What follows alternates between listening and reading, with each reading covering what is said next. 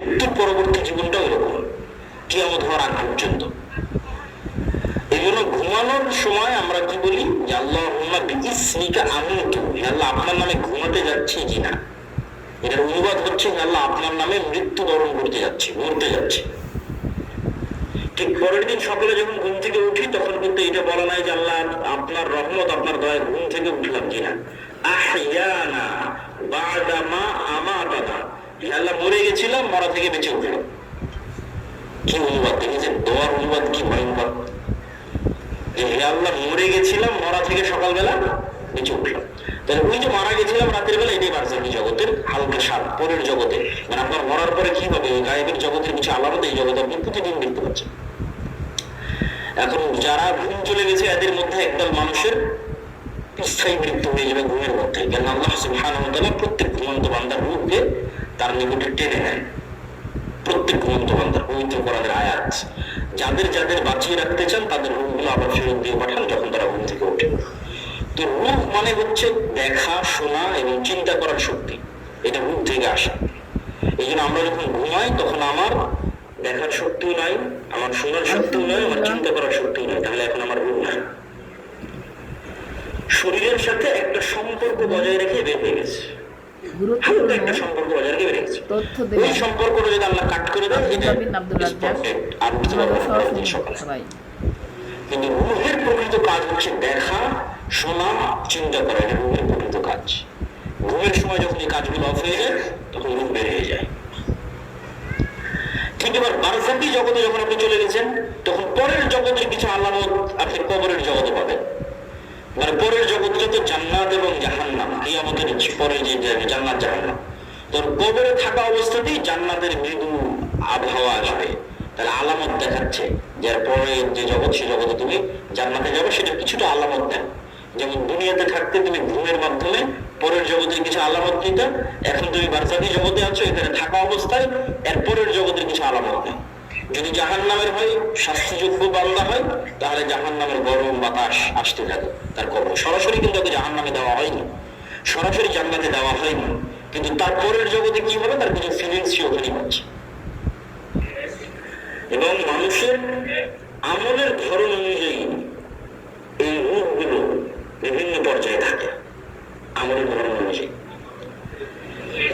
যেমন যারা শহীদ, তাদের রূপগুলো পাখি হিসেবে জান্নাতে উঠতে থাকে এবং খাবারও গ্রহণ করতে থাকে, রিজিক দেওয়া হয়। তাহলে যারা শহীদ হয়ে গেল এদের রূপ পাখি হিসেবে জান্নাতে উঠতেছে। এদের চেয়েতেও যারা শ্রেষ্ঠ, শহীদদের চেয়েতেও যারা টপ লেভেলের রূপ, তারা আল্লাহ সুবহানাহু ওয়া তাআলা আরশের নিচে ঝুলন্ত অবস্থায় থাকে বারজাখী জগতে। এদের চেয়েতেও যারা টপ লেভেলের শ্রেষ্ঠ, তারা হচ্ছে নবীরা। তারা দুনিয়া থেকে মৃত্যুবরণ করেছে, কিন্তু নবীদের বারজাখী জগতের জীবনযাপন আরো উন্নত পর্যায়ে, মানে কোয়ালিটি আরো বেশি। কোয়ালিটিটা কেমন? রাসূলুল্লাহ সাল্লাল্লাহু আলাইহি ওয়াসাল্লাম যখন গেলেন প্রথম আসমান, দ্বিতীয়, তৃতীয়, চতুর্থ, পঞ্চম, ষষ্ঠ, সপ্তম সব আসমান নবীদের সাথে কথা হয়েছে। তো নবীরা তো মরে গেছে দুনিয়ায়, তাহলে ওখানে কিভাবে কথা হচ্ছে? নবীদেরকে সাথে করে একটা সালাত কিভাবে হচ্ছে?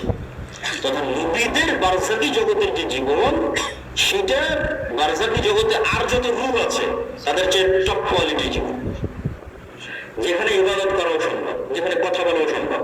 মুসা আলাইহিস সালাম তো কতদিন আগে মরে গেছে, কিন্তু মুসা আলাইহিস সালামের সাথে মুহাম্মদ সাল্লাল্লাহু আলাইহি ওয়াসাল্লামের দেখা হচ্ছে মেরাজের সফরে এবং কথা বলতেছে।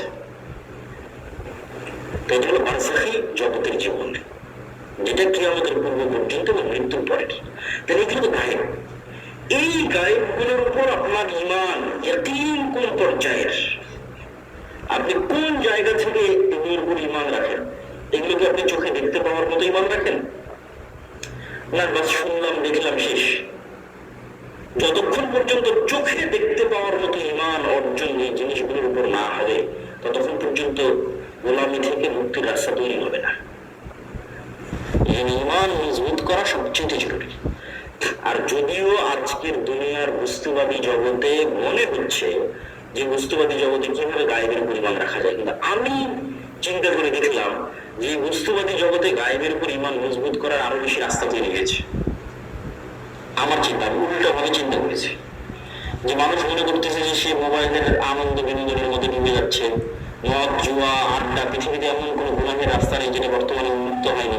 ফলত সে কিভাবে গায়েবের উপর ইয়াকিন রাখবে? গায়েবের তো কোনো আলামত কোথাও দেখাই যায় না। কিন্তু আমি চিন্তা করে দেখলাম যে না, আমরা আধুনিক যুগে যা যা ব্যবহার করতেছি তা আমাকে গায়েবের প্রতি ইয়াকিন তৈরি করতে আরো বাধ্য করা উচিত। কিভাবে আপনাকে বলি, আজ থেকে 100 বছর আগে সাঘাটার কোনো মানুষকে যদি এখন জীবিত করা হয়, 100 বছর আগে এই প্রোগ্রামে নিয়ে এসে বসানো হয় মুরব্বীর জায়গায়, দিয়ে তাকে আমি বলবো যে মুরব্বী, আমি এখন যে কথা বলতেছি আমার এই কথাটা না 1000 কিলোমিটার দূরে আমেরিকাতে এখন বাজতেছে, এখন আমার এই কথা উড়ে গিয়ে আমেরিকাতে এখন বাজতেছে কয়েক হাজার কিলোমিটার দূরে। তোমার কথা বিশ্বাস করতে পারবে না যে বলে এখানে বলবে এখানে বাজবে লন্ডনে সাথে সাথে, কেমনি সম্ভব? কিন্তু গায়েব, এটা কিন্তু 100 বছর আগে এটাই গায়েব, 100 বছর আগে এটাই গায়েব। অথচ আমি কথা বললে আমার এই কথা উড়ে আমেরিকা, পৃথিবী যেদিন সৃষ্টি হয়েছে সেদিন থেকেই যায়। বুঝলেন মনে আমার কথা? এটা মানুষ জানতো না। এটা তো আলোর গতির মধ্যে, আলোর গতি ডাটা ট্রান্সফার হয়, এই জ্ঞান মানুষের ছিল না। কিন্তু ট্রান্সফার তো ভাই যেদিন থেকে আল্লাহ পৃথিবী সৃষ্টি করেছে সেদিন থেকেই হয়। মানে আমি এখান থেকে বলবো আর এটা আলোর গতির সাথে আমার এই কথা সারা পৃথিবীতে ঘুরতেছে, আলো যতদূর পর্যন্ত যাচ্ছে আমার এই কথা ততদূর পর্যন্ত যেতে থাকতেছে। এটা যেদিন থেকে পৃথিবী আল্লাহ সৃষ্টি করেছে সেদিন থেকে। তাহলে এটা আমাদের জন্য কি ছিল? গায়েব ছিল। বলেন এটা আমাদের জন্য কি ছিল? গায়েব ছিল, তখন জানতাম না। তাহলে এইটা যদি সম্ভব হয় যে কথা বলবো এখানে আর আলোর গতিতে সেই কথা গিয়ে বাঁচবে আমেরিকায়, এবং আমেরিকায় বসে মানুষ শুনতেছে, এখন লন্ডনে বসে মানুষ শুনতেছে, আপনারা টিভি মোবাইলে ব্যবহার করতেছেন, তাহলে এটা ব্যবহার করা অবস্থায় আপনি কিভাবে বিশ্বাস করতেছেন যে এই কথা আল্লাহ শুনতেছে না? বলেন আল্লাহু আকবার। আপনি মোবাইল ব্যবহার করা অবস্থায় মানুষ আপনার কথা শুনে নিচ্ছে মানুষের তৈরি করা যন্ত্র দিয়ে, আমার এখনকার কথা মানুষ শুনে নিচ্ছে ইংল্যান্ডে বসে থেকে, আমেরিকায় বসে থেকে, আর আমি বিশ্বাস করতেছি আরে আমি যে কথা বলছি এটা তো মনে আল্লাহ শুনতে পাচ্ছে না। তাহলে আপনি আধুনিক প্রযুক্তির প্রত্যেক যে জিনিস ব্যবহার করতেছেন ওই জিনিসে এবার এই স্টাইলে চিন্তা করবেন যে মানুষ যদি এই পর্যন্ত করতে পারে তাহলে আল্লাহ কি পর্যন্ত করতে পারে। তাহলে আপনি যত চিন্তা করবেন তত গায়েবের উপর আপনার ইয়াকিন বাড়বে। কিন্তু ভয়ঙ্কর আমরা বেড়াকালে ফেসে গেছি।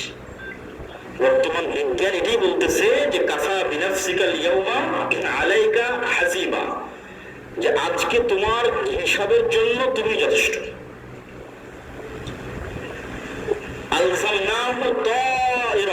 মানুষের সাথে মানুষের পাখিকে আমি মানুষের ঘাড়ের সাথে বেঁধে দিয়েছি, শাব্দিক অনুবাদ করলাম।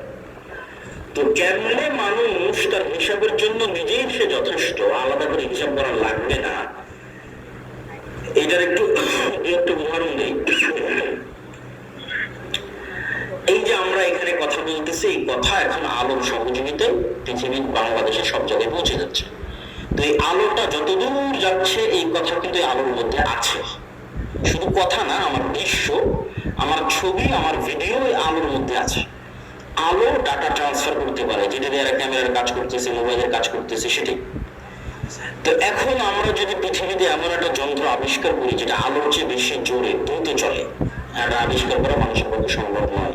কল্পনা করে যে আমরা একটা অলৌকিক কার্যকলাপের মাধ্যমে একটা মেশিন তৈরি করলাম আলোর চেয়ে জোরে চলে। এখন আজ থেকে 15 বছর আগে চলে গেছি, আলোর চেয়ে বেশি গতিতে 15 বছর আগে চলে গেছে। তো 15 বছর আগে সাগরের মাটি থেকে যে আলোটা ছুটেছে আকাশের দিকে, ওই আলোটা এখন যে জায়গায় আছে আমি ওর আগে গিয়ে বসে গেছি, ওর আগে গিয়ে পৌঁছে গেছি, আলোটাকে ধরবো। ওই আলোটাকে ধরার সময় যদি ওখানে আমি কোনো একটা মেশিন সেট করতে পারি, তাহলে 15 বছর আগে এই সাগরের মাটিতে বসে আমি যা করেছি তা লাইভ দেখতে পাবো। 15 বছর আগে সাগরের মাটিতে আমি যা বলেছি তা আমি লাইভ শুনতে পাবো। একটাও হারিয়ে যায়নি, সব আলোর মধ্যে আছে। ওই যে বিজ্ঞান ব্যবহার করতেছিল, এখন এখান থেকে উড়িয়ে নিয়ে আমেরিকা লন্ডনে বাজাচ্ছে, তোর তো আলোর সঙ্গে নিয়ে যাবে, তাকে হারায় না। কে ধরতে চাইবে তোমাকে ধরতে পারবে। যে তুমি রাতের অন্ধকারেও যদি কিছু করে থাকো সেটাও আলোর মধ্যে ভেসে থেকে গেছে, ওটা ধরা যাবে। লাইভ বদলের যুদ্ধ দেখা সম্ভব। শুধু আলোর গতিতে 1500 বছর আগে চলে যেতে হবে, তাহলে বদলের যুদ্ধ লাইভ দেখা যাবে ক্যামেরা দিয়ে, মোবাইল সম্ভব যেতে পারতেছি না। কিন্তু তোমাদেরকে বুঝাচ্ছি যে আমাদের হিসাব নেওয়া কত সহজ। আমাদেরকে যদি আল্লাহ সুবহানাহু ওয়া তাআলা ধরতে চায়, তাহলে অন্তত এখনকার বিজ্ঞান অনুযায়ী গায়েবের উপর আর ইয়াকিন তৈরি হওয়া উচিত যে আমরা তো বড় বিপদে আছি। শুধু এই একটা নয়, এই যে পুনরুত্থান, আল্লাহ সুবহানাহু ওয়া তাআলা মানুষকে জীবিত করতে চায়, জীবিত করবে, তো মানুষের ডিএনএ যদি এখনকার বিজ্ঞান 10,000 বছর আগে ধরো যে ডাইনোসর চলে গেছে, তার ডিএনএ যদি পাই, তাহলে ওর ক্লোন করে কাছাকাছি ওই মানের ওর ওই ডাইনোসরের কি ছিল না ছিল সবকিছু বের করে নিয়ে আসতে পারবে। তো মনে করো তুমি মাটির সাথে মিশে হারিয়ে গেছো, তোমার ওই যে হাড় আছে, ওইটা যদি বিজ্ঞানীরাই পায় আজ থেকে 20-50 বছর পর, ওখান থেকে যদি ডিএনএ বের করে নিয়ে আসতে পারে, হাড় বাদ দিলাম, তোমার চুলের 10 ভাগের 1 ভাগও যদি পাওয়া যায়, ওখান থেকে তোমার ডিএনএ যদি বের করা যায়, তাহলে ডিএনএ বের আল্লাহ সুবহানাহু ওয়া তাআলা তোমাকে পুনরায় জীবিত করতে পারবে না? খুবই ভয়ঙ্কর। আল্লাহ সুবহানাহু ওয়া তাআলা অতি দ্রুত এবং অতি সহজে তোমাকে পুনরায় জীবিত করবে। এই জন্য মানুষের শরীরের সাথে মাটির প্রচন্ড মিল আছে, প্রচন্ড মিল আছে মানুষের শরীরের সাথে মাটির।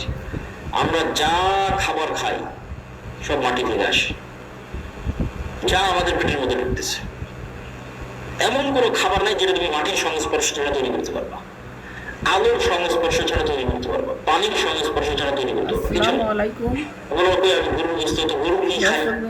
ঘাস খায়। ঘাস কোথায় হয়? মাটিতে। কোনো খাবার নাই পৃথিবীতে যেটা ওখান থেকে আসতেছে না। তাহলে একটা কলা তৈরি হলো মাটি, কলার গাছ থেকে, কলার মধ্যে কি আছে? Magnesium, calcium. ওই সেম ম্যাগনেসিয়াম ক্যালসিয়াম তোমার শরীরের মধ্যে আছে। তাহলে ওই ম্যাগনেসিয়ামটা মাটির থেকে আসতেছে। তাহলে মাটির ম্যাগনেসিয়াম আর তোমার শরীরের ম্যাগনেসিয়াম সেম। আজকে আল্লাহ কলা তোমার শরীরের মধ্যে এখানে কোষ তৈরি করতেছে, ব্লাড তৈরি করতেছে, এই কোষ